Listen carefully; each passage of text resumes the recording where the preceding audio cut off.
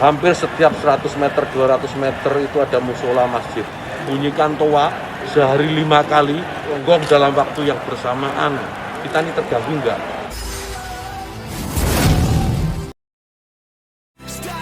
What could this be about? He's ready to lay it all out right here. Let's listen in as he addresses the WWE Universe. Shh.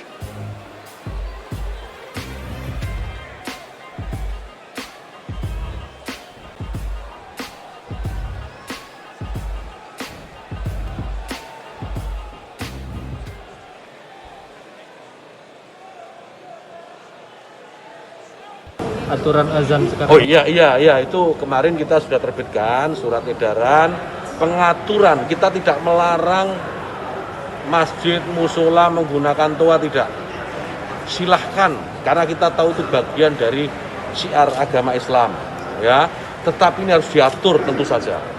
Diatur bagaimana volume speakernya, gitu. Toanya itu nggak boleh kenceng-kenceng, 100 desibel maksimal.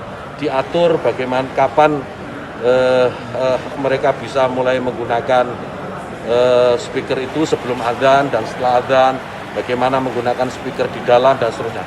Tidak ada pelarangan. Ini aturan ini dibuat semata-mata hanya untuk membuat masyarakat kita semakin harmonis, meningkatkan manfaat dan mengurangi mafsadat. Jadi menambah manfaat dan mengurangi ketidakmanfaatan. Karena kita tahu, misalnya ya, kita tahu di daerah yang mayoritas muslim, hampir setiap 100 meter, 200 meter itu ada musola masjid. Ya, bayangkan kalau kemudian dalam waktu yang bersamaan mereka semua menyalakan toanya di atas, kayak apa? Itu bukan lagi syiar, tapi menjadi gangguan buat sekitarnya. Kita bayangkan lagi, kita ini muslim, saya hidup di lingkungan non muslim, ya. Kemudian rumah ibadah saudara-saudara kita non muslim itu bunyikan toa sehari 5 kali dengan kenceng-kenceng secara bersamaan. Itu rasanya bagaimana? Yang paling sederhana lagi, tetangga kita ini kalau kita hidup dalam satu komplek itu misalnya, kiri kanan depan belakang pelihara anjing semua, misalnya menggonggong dalam waktu yang bersamaan, kita ini terganggu nggak?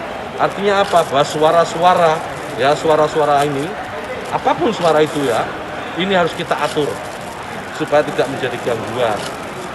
Ya, speaker di musola masjid monggo dipakai, silahkan dipakai, tetapi tolong diatur agar tidak ada yang merasa terganggu, agar niat menggunakan toa, menggunakan speaker sebagai sarana, sebagai wasilah untuk syiar, melakukan syiar tetap bisa dilaksanakan tanpa harus mengganggu mereka yang mungkin tidak sama dengan keyakinan kita. Berbeda keyakinan, kita harus tetap hargai. Itu aja intinya. That was top notch right there. And if that's any indication, we're in for one epic night.